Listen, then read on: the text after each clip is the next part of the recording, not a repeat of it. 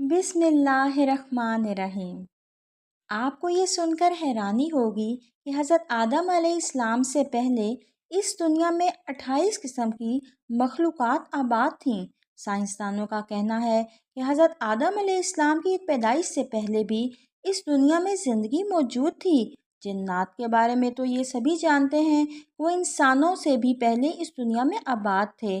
جنات پہاڑوں، میدانوں، ہر جگہ قبیلوں کی شکل میں آباد تھے۔ سائنسدان کا کہنا ہے کہ اس دنیا پر حضرت آدم سے پہلے کروڑوں سال تک ڈائناسور نے حکومت کی۔ بہت عرصے تک وہ اس دنیا میں رہے اور پھر انسان کی آمد کے ساتھ ساتھ ڈائناسور کی نسل ختم ہو گئی۔ سوال یہ پیدا ہوتا ہے کہ یہ دنیا کیسے بنی؟ سب سے پہلے کس کو پیدا کیا گیا؟ زمین کو اللہ نے کب بنایا؟ اور آخر اللہ نے انسانوں کو پیدا کیوں کیا؟ وہ کون سی 28 مخلوقات ہیں جو حضرت آدم سے پہلے اس دنیا میں آباد تھیں؟ ان سب سوالات کے جوابات جاننے کے لیے ویڈیو کو پورا لازمی دیکھیں۔ اس میں کوئی شک نہیں ہے کہ زمین اور آسمان بلکہ اس کائنات کی ہر چیز اللہ نے ہی پیدا کی ہے۔ قرآن پاک میں اللہ تعالیٰ سورۃ الحدید کی آیت نمبر 4 میں ارشاد فرماتے ہیں، وہی ہے جس نے آسمانوں اور زمین کو 6 دن میں پیدا کیا، پھر عرش پر جلوہ فرما ہوا اور خوب جانتا ہے اس چیز کو جو زمین میں جائے اور جو اس سے نکلے اور جو آسمان سے نیچے آئے اور جو کچھ اس میں چڑھ کر جائے، اور جہاں کہیں تم ہو وہ تمہارے ساتھ ہے اور اللہ تمہارے اعمال کو دیکھ رہا ہے۔ اس طرح اللہ تعالیٰ سورۃ الہود آیت نمبر 7 میں فرماتے ہیں، اور اللہ ہی وہ ذات ہے جس نے 6 دن میں آسمانوں اور زمین کو پیدا فرمایا، اس کا عرش پانی پر تھا۔ امام احمد بن حنبل نے روایت بیان کی ہے، رسول صلی اللہ علیہ وآلہ وسلم سے کسی صحابی نے پوچھا، اے اللہ کے رسول، آسمانوں اور زمین کو پیدا کرنے سے پہلے ہمارا پروردگار کہاں تھا؟ آپ صلی اللہ علیہ وآلہ وسلم نے فرمایا، اما میں تھا، یعنی اللہ کے سوا کچھ بھی نہ تھا، نہ اس کے اوپر ہوا تھی نہ اس کے نیچے ہوا تھی، مطلب یہ کہ کچھ بھی نہ تھا۔ پھر اس نے پانی پر اپنا عرش پیدا کیا، گویا یہ تھی مخلوق کی ابتدا۔ امام احمد، امام ترمذی، امام ابو داؤد اور بے شمار محدثین نے روایت بیان کی ہے کہ آپ صلی اللہ علیہ وآلہ وسلم نے فرمایا، بلا شبہ اللہ نے سب سے پہلے قلم کو پیدا کیا، پھر اللہ نے اس کو حکم دیا، چنانچہ وہ اسی طرح چل پڑا اور قیامت تک ہونے والی ہر چیز لکھ دی۔ یہ اللہ کا علم تھا کہ جس کو قلم نے اس کے حکم کے مطابق لوح محفوظ پر لکھا۔ یہاں آپ کو بخاری شریف کی حدیث مبارک بیان کرتے چلیں کہ ایک دفعہ یمن سے ایک وفد آپ صلی اللہ علیہ وآلہ وسلم کی خدمت میں حاضر ہوا۔ وہ عرض کرنے لگے، اے اللہ کے رسول، ہم آپ کے پاس دین کو سمجھنے کے لیے حاضر ہوئے ہیں، اور ہمارا سوال یہ ہے کہ اللہ نے سب سے پہلے کیا چیز پیدا کی تھی؟ آپ صلی اللہ علیہ وآلہ وسلم نے فرمایا، اللہ تھا، اس سے پہلے کوئی چیز نہ تھی، اس کا عرش پانی پر تھا، اور پھر اس نے لوح محفوظ پر ہر چیز لکھ دی اور آسمان اور زمین کو پیدا کیا، یعنی ابتدا میں پانی پر عرش کی تخلیق ہوئی، پھر قلم کی پیدائش ہوئی، اس نے سب کچھ لکھ دیا۔ علماء کرام بیان کرتے ہیں، قلم کے فوراً بعد لوح محفوظ کو پیدا کیا گیا، چنانچہ قلم نے لوح محفوظ میں ہر چیز لکھ دی۔ اس کے بعد کائنات کی باقی مخلوقات اور آسمان و زمین کی پیدائش وجود میں آ گئی۔ اب سوال پیدا یہ ہوتا ہے کہ اللہ نے جو چیزیں سب سے پہلے پیدا کی تھیں ان کی ترتیب کیا ہے؟ مطلب پہلے کس کو پیدا کیا اور بعد میں کس کو؟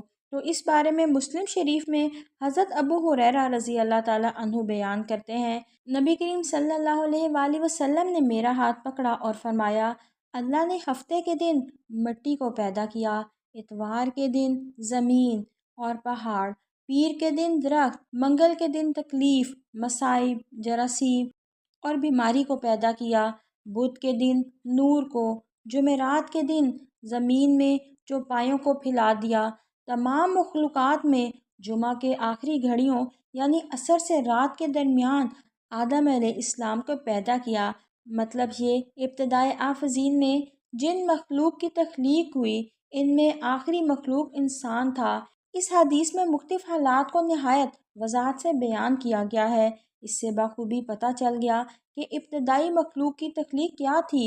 اس میں آخری نمبر آدم علیہ السلام کا تھا، جبکہ آدم علیہ السلام نسل انسانی میں سب سے پہلے اور تمام انسانوں کے باپ ہیں۔ انسان سے پہلے فرشتے اور جن پیدا ہوئے۔ صاحب عقل مخلوقات میں سب سے پہلا نمبر فرشتوں کا، دوسرا نمبر جنوں کا اور آخری نمبر انسانوں کا ہے۔ مختلف زمانوں میں کئی ہزار سال عجیب و غریب مخلوقات یہاں آباد رہی ہیں۔ جنات کے بارے میں تو سبھی جانتے ہیں کہ آدم علیہ السلام سے پہلے یہ آباد تھے۔ اللہ نے زمین پر جنات کو حکمرانی دی، آگ سے پیدا کیے گئے اور آسمان پر نور سے پیدا کیے گئے۔ فرشتے اور ملائکہ تھے جو ہر وقت عبادت الہی میں مصروف رہتے۔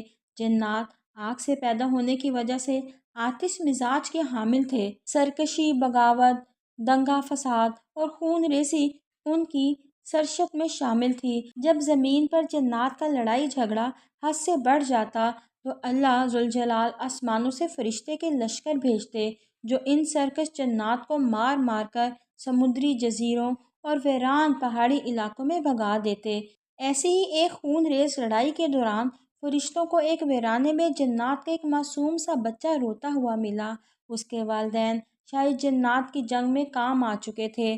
فرشتوں کو اس معصوم صورت جن بچے پر ترس آ گیا، چنانچہ رب کائنات کی اجازت سے فرشتے اس بچے کو آسمانوں پر لے گئے، جہاں وہ اللہ تعالیٰ کی عطا کردہ ذہانت کی بنا پر معلم الملکوت کے نام سے پکارا جانے لگا۔ سعید بن مسیب فرماتے ہیں، یہ آسمان دنیا میں فرشتوں کا سردار تھا۔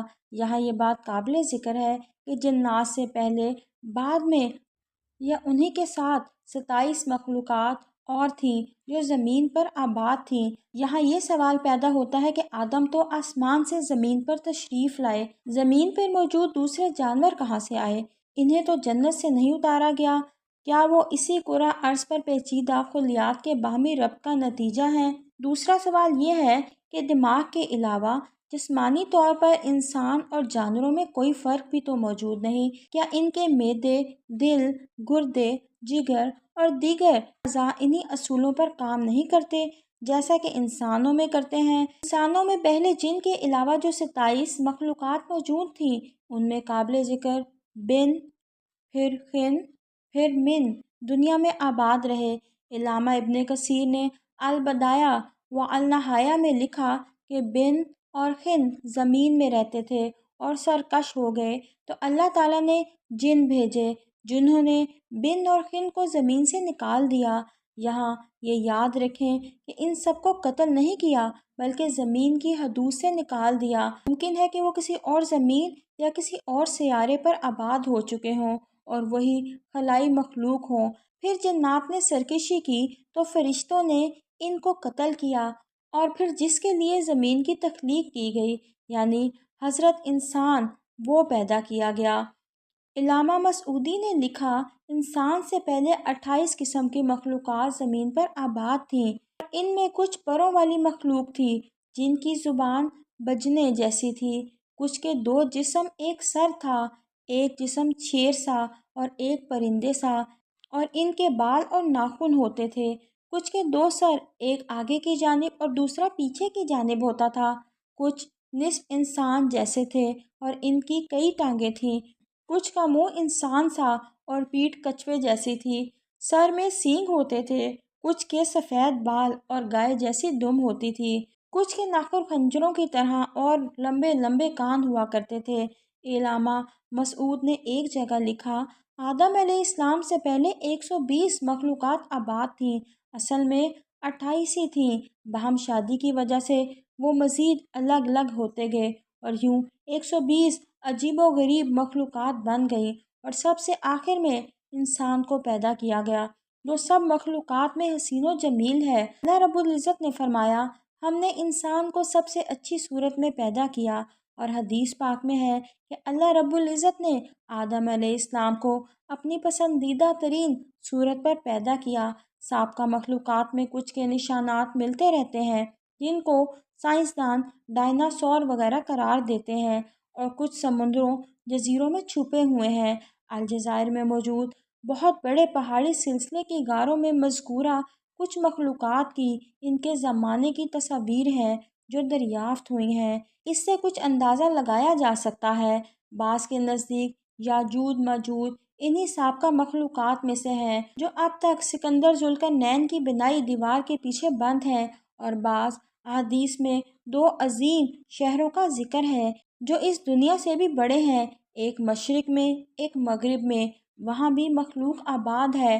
روایت ملتی ہے کہ جنات اور فرشتوں کی جنگ کے 2000 سال بعد اللہ نے حضرت آدم اور حوا علیہ السلام کو زمین پر اتارا، اور پھر ان سے تمام انسانیت کی نسلیں چلیں، اور ایسے ہی ایک دن رب العالمین اس زمین پر انسانوں کو دیا وقت ختم کر دے گا، اور جیسے یہ دنیا بنی ایک دن ویسے ہی ختم ہو جائے گی۔